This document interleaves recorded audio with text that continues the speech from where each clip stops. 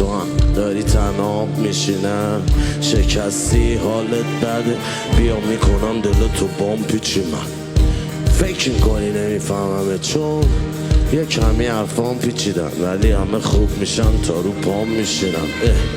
این زمین حالش بده، شلاقو من میخورم آخه هو بلدن را مخفی ها رو، اون وحشی هایی که اهلی شدن. ناره تو که داد میشدینی دیگه، ببین من چی شدم.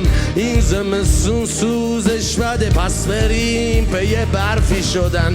سفید این کف بهشتم و هنو بغز و گل و من چه زشت. آخه این روانی تو قصرم باشه، غربت تازیانه رو میزنه بهش.